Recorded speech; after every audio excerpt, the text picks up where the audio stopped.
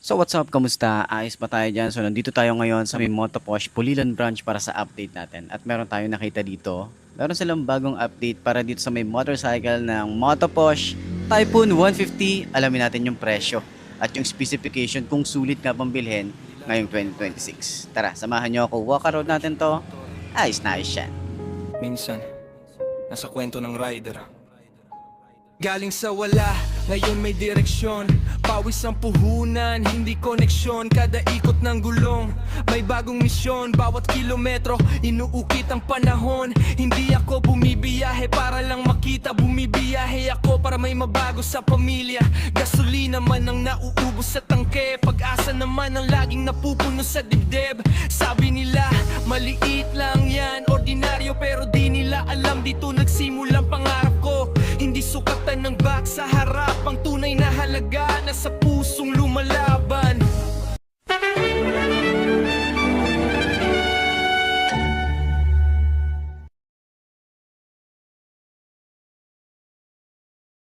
So ayun na nga, available nga po dito ng dalawang unit ng bagong Motoposh Typhoon 150 or R150. Ito, dalawang kulay red colorway na combination ng red and black na may touch ng kulay white dun sa likuran. Ayan. So walk around natin to para dun sa lahat ng mga gustong bumili ng ganitong motorcycle. Let's go. So ayun na nga. Okay, ang nabago rito is meron na siyang kulay red dito sa taas, kulay black, may white ng konti. Pero sana dito upgrade na may sasuggest natin kay Motoposh. Lalo na dito sa Typhoon kasi sobrang angas na talaga nung itsura nito. Siguro upgrade dito, gawin nila to na projected lamp. Pero ito pa rin yung itsura niya. Projected lamp dito, dalawa. Feeling ko mas poporma pa siya lalo. Okay na yung bulb type na signal light. Okay na siya. So, pagbaba natin, meron tayong mga sharp design din dyan. May mga per-curve na design. Ayan, naka-telescopic fork. May cover tayo rito sa forks niya. Fender natin, mahaba. Maganda yung plastic na ginamit. Mugs, maganda rin. Oh. Matte black yung ginamit nila rito na kulay. At yung kanyang size ng tires ay 2.5 by 17. Ayan. Meron din tayong maganda at malaki na pa-round style na disc brake. Ayan, malaki din yung disc brake niya. Naka dual pad caliper din tayo rito. Sa side, makita natin dito, meron tayong Motoposh. May R150, open part naman to. Pati dito sa ilalim, no? So sana dito maglabas din sila ng mga FI or naka liquid cooled, 'di ba? Mura na to. Para sa 49,000, parang mas bumaba pa nga siya. Ngayong month ng July. Okay? So, makina natin dito may Motoposh, may monitoring tayo rito ng ating oil kung kailangan na natin magpa-change oil or hindi pa. Ayan, may kickstart. Foot pegs para sa rider natin. Hindi siya napi-flip, combination ng rubber and metal, rear brake pedal, napaka-smooth lang din. Yung ating tambucho, ito wala tong cover. Nandito lang yung cover natin na metal. Ingat tayo dito pag umaangkas tayo kasi pwede nating matapakan yung tambucho. Ayan, yun lang naman yung ating very tayo dito. Dapat safe pa rin tayo. Ayan. So naka mono shock tayo rito, may harang na rin yung kanyang shock dito para hindi masyadong nadudumihan yung shock. Okay? So sa kanyang tires, ang size dito ay 2.75 by 17. Naka tube type, harap at likod. Meron tayong single disc brake, single pad caliper din tayo rito. And yung ating swing arm, malaki at malapad. Okay? So sa side, meron tayong Typhoon 150 lang dito. Okay? So yung ating tail light is bulb type pa rin naman tayo rito. Yung signal light niya, bulb type din. Ating reflector. Susian, para ma-open natin yung upuan. Meron tayo ritong fender na maliit lang or manipis lang. Tapos lagay ng plate. Ayan. So sa side, meron din tayo na chain cover. Ang size ng ating sprocket ay maliit lang maliit lang yung sprocket niya. Ayan, 38428 yung kanyang size. Naka single head shifter din tayo rito. Foot pegs din dito, hindi rin siya napiplip. Ayan, foot pegs para sa angkas, ganyan ang itsura niya. Pwede nyo tanggalin din to kung ayaw nyo mag angkas. Ayan. So sa kanyang upuan, Malambot din. Ayan, makapal na, malambot din hanggang dito sa ating OBR, hanggang dito sa ating compartment. Meron tayong helmet hook, lagay ng battery dito sa ating compartment, no, or sa U-box.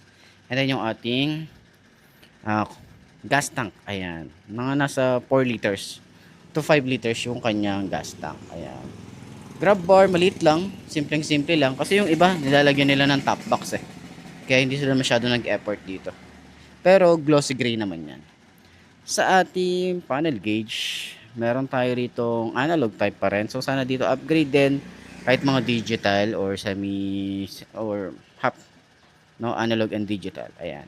Pero ang digital niya, ito, meron tayo rito gear indicator, speedometer, odometer, signal light, neutral, pag naka high beam, fuel gauge dito, maliit lang. May moto push din tayo rito. Simpleng susi at ignition. Napakasimple lang. Naka-upright position din tayo para sa ating ah, handlebar. Okay. So, clutch smooth naman. May rubber tayo dito. Park light, headlight, and off. Ito yung high and low, signal light, busina, and then choke. Ayan. So, sa side, electric starter lang. Grip natin makapit din. Tsaka, payat lang. Throttle, ayan, malalim. Ito, malalim yung throttle niya. Tapos, front brake, smooth lang din. Ayan. So, ayan. Upuan natin to, no? So, bike pit natin to. Kung abot ba ng 5 to nakagaya ko. Tara, upuan natin. Ayos na ayos yan.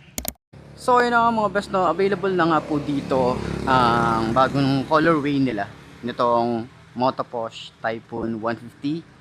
R150. Okay, so yun nandito yung nakalagay eh. R150 Typhoon. Okay. So, ayan, meron silang combination ng kulay red at kulay black dito sa may dulo na may touch ng white. Ayan. So, same specification pa rin naman. Last time na na-vlog natin itong Typhoon 150 doon sa may Baliwag. Pero ngayon, available po dito ng 2 unit sa may Pulilan branch. Ayan. So, upuan natin. Para sa 5 to nakagaya ko. At sa mga nagtatanong nga pala, ano yung specification na ito nandyan sa gilid ng screen nyo, yung full specs na itong motorcycle na to. So, ngayon, tingnan naman natin. Okay. Okay, sa 5 to nakagaya ko, ayan, tingkaya tayo rito, pero manageable kasi nga, magaan yung motorcycle. Ayan, tingnan nyo naman yan. Bukaka tayo rito, pero sobrang lambot nung ano, sobrang lambot nung shock niya sa likod. Shock niya sa harap, lambot din. Ayun oh. So, turning radius niya, malawak din. May space pa tayo rito para sa ating legroom. Ayan. Pero kapag turning radius natin, ayan, turning niya o yung pag inikot natin, tatama na tayo rito sa tuhod. Ayan. Okay, so ang gusto ko dito talaga yung shock niya. Harap at likod, rate natin siya parehas overall nasa 8.5/10. Ayan. So, medyo pasubsob ng konti pero hindi naman nakakangalay sa long ride. Ayan. Pero kung uusad pa tayong konti, usad pa tayo. Ayan. Hindi pa rin naman masyadong subsob. Saktuhan lang naman.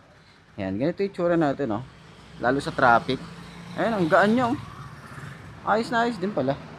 Ayan, sa ating OBR, pwede tayo mag-angkas dito. Kahit anong size ng OBR natin, pwedeng pwede. Ayan, tingnan nyo naman. Medyo kapag may angkas tayo na sobrang bigat, siguro lulubog na rin talaga to. Ayan, kasi sobrang gaan or sobrang lambot ng shock sa likod. Napaka-smooth lang, oh. Kaya siguro same nung sa Raider na kapag nalulubak kasi, nakagamit na kasi ako noon, is hindi ko masyadong ramdam yung lubak. Ayan. So siguro ganun din to. So sana makapag-test ride din tayo ng mga ganito, no? Kasi hindi naman na tayo masyadong nagte-test ride or kung sino meron diyan, 'di ba? Sino magpapahiram diyan ng motorcycle na ganito?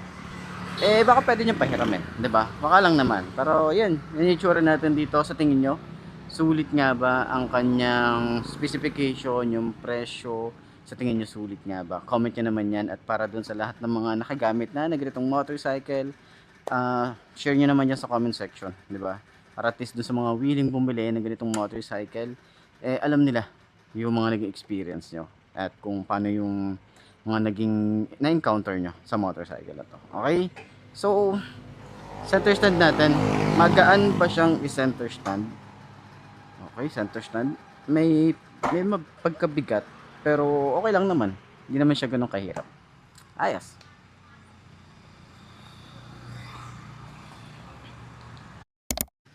So ayun na nga mga boss, no, sa lahat ng mga nagtatanong magkano nga ba ang ganitong motorcycle, ilalagay ko sa screen nyo para at least meron tayong reference kapag kumuha tayo ng cash at hulugan. So sa tingin nyo sulit nga bang bumili ng ganitong motorcycle? Comment nyo naman yan, at para dun sa lahat ng mga nakagamit na ng ganitong motorcycle, baka pwede nyong i-share dyan sa comment section ano nga ba yung mga naging experience nyo sa motorcycle na to. Ayos na ayos yan. So ayun na nga mga best, no, ito na ba ang motor na babagi sa'yo? Kung ito na nga ay markahan mo na at mag-subscribe ka na sa aking YouTube channel, i-click mo na rin yung notification bell para updated ka sa lahat ng videos na upload natin dito araw-araw. So laging tatandaan, wala sa brand ng motor ang itatagal niyan, kundi na sa pag-aalaga mo yan, tatagal yan, ayos na ayos yan. So kita na lang ulit tayo bukas. I'm Mark D. Ciao. Maraming salamat sa inyo. Babush. Haha. Mga sumuko mo tapos, hindi lang pangalan, simbolo ng bawat manggagawang lumalaban. Mula umaga hanggang gabi, kasama sa bawat biyahe, hindi lang makina ang umaandar, kundi pangarap ng buong pamilya. Hindi importante kung saan ka nagsimula, ang importante hindi tumigil ang gulong ng buhay.